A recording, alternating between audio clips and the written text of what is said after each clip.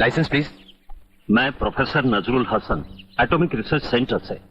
मेरे बच्चे की तबीयत अचानक खराब हो गई है। मेरी बीवी का अभी फोन था, मुझे फौरन घर पहुंचना है। प्रोफेसर साहब, वो फोन मैंने ही तुम्हारी बीवी से करवाया था, जो अब हमारे कब्जे में है।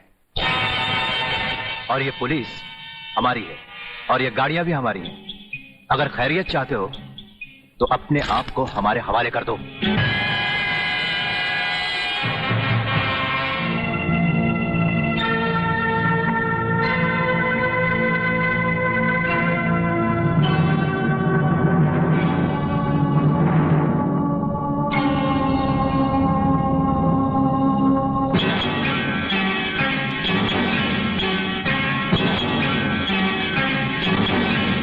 कौन हो तुम लोग?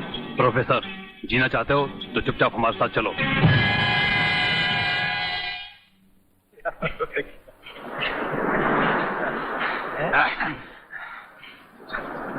ऐसा जल्दी आइए आप लोग, खाना करिए, जल्दी करिएगा।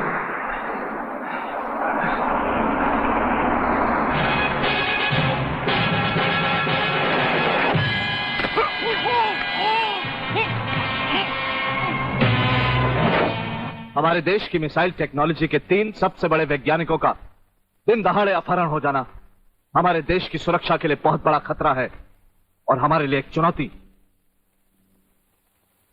इस चुनौती का हमें मुंह तोड़ जवाब देना होगा। सिर्फ इंक्वायरी से काम नहीं चलेगा, हमें कोई ठोस कदम उठाना पड़ेगा और जल्द से जल्द यह पता करना पड़ेगा कि इस अपहरण के पीछे किसका हाथ है।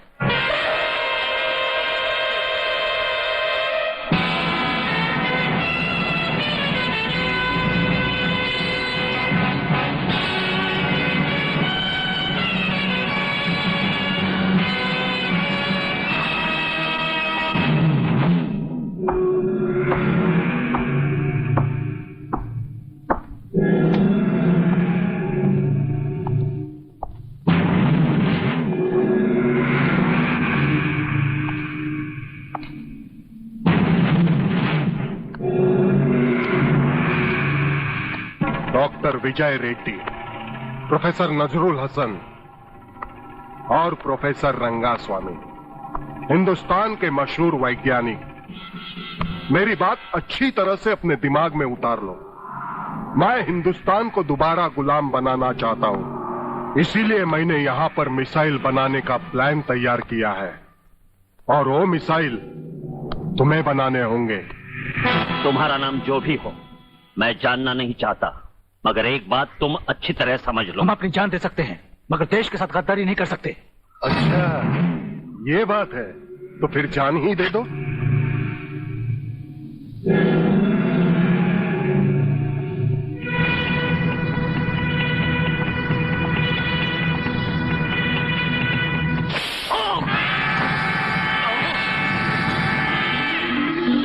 अब आपका क्या ख्याल है प्रोफेसर नजरुल हसन? मौत का खौफ दिखाकर तुम हमें खरीद नहीं सकते। मैं इस मुल्क का एक जिम्मेदार साइंटिस्ट हूं और एक सच्चा मुसलमान भी। गद्दारी हमारे खून में नहीं है। ठीक है, तो फिर लिख देते हैं शहीदों की लिस्ट में तुम्हारा नाम भी।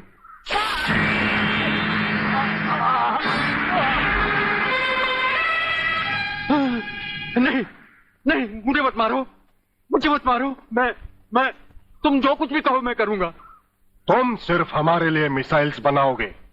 मैं मिसाइल्स तो बना सकता हूं, लेकिन उसके फ्यूज टेक्नोलॉजी के बारे में मुझे जानकारी नहीं है। कौन जानता है उसके बारे में? प्रोफेसर खुराना, जो इन दिनों लेटेस्ट मिसाइल फ्यूज टेक्नोलॉजी की जानकारी के लिए फ्रांस गए हुए हैं। उनके अलावा इस देश के किसी भी साइंटिस्ट को इसके बारे में कुछ नहीं मालूम। तुम मिसाइल्स बनाने का काम शुरू कर दो। डॉक्टर खुराना की वापसी का इंतजार मैं करूंगा।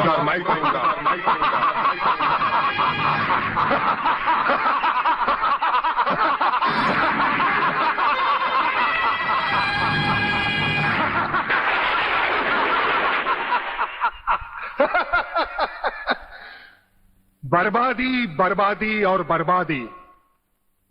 जिस देश में ऊपर से नीचे तक लोग अपने स्वार्थ के लिए जी रहे हो, उस देश का भविष्य बर्बादी के सिवा और क्या हो सकता है? जिन गधों को एक साथ मिलकर रहना भी नहीं आता, उनको आपस में लड़ाकर तोड़ देना ही बेहतर होगा। मेरा नाम प्रलयनाथ गुंडा स्वामी है। आने वाली 15 अगस्त को इस देश में मैं ऐसा प्रलय लाऊंगा कि आजाद हिंदुस्तान को गुलाम बनाना एक चींटी मारने के बराबर होगा। और गुलामी का मतलब है हमारा हुकूमत, और इसीलिए तो हम इस बार पहले से ज्यादा खतरनाक और लेटेस्ट हथियारों की पूरी स्टीमर लेकर आए हैं, जिससे कि आप इस देश में आतंक फैला सके। Thank you mister Tom. और उन हथियारों और खतरनाक बमों को हमारे सारे राज्य में फैलाने के लिए हमारे ये एजेंट भी मौजूद है जो बहुत खतरनाक है। क्यों डैडी? हाँ बेटे, कर देते हैं 2-3 महीने में पूरे हिंदुस्तान में नए हथियारों का हंगामा। No problem. प्रॉब्लम है सर, सबसे बड़ी प्रॉब्लम सॉल्व करना अभी बाकी है। आपकी तारीफ। पुलिस ऑफिसर सत्यवादी दुबे, मगर यह सिर्फ नाम का ही सत्यवादी है।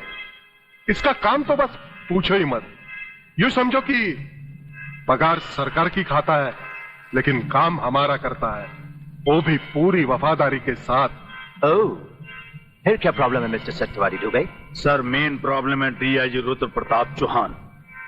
उसके होते हुए हमारा कोई भी काम मुमकिन नहीं। नामुमकिन को मुमकिन करने का दूसरा नाम रुद्र प्रताप चौहान है वागले। मेरे जीते जी प्रलयनाथ का कोई भी काम होना इम्पॉसिबल है। तुम खबरीलाल को इत्तला कर दो, उनकी हर चाल पर कड़ी से कड़ी नजर रखे।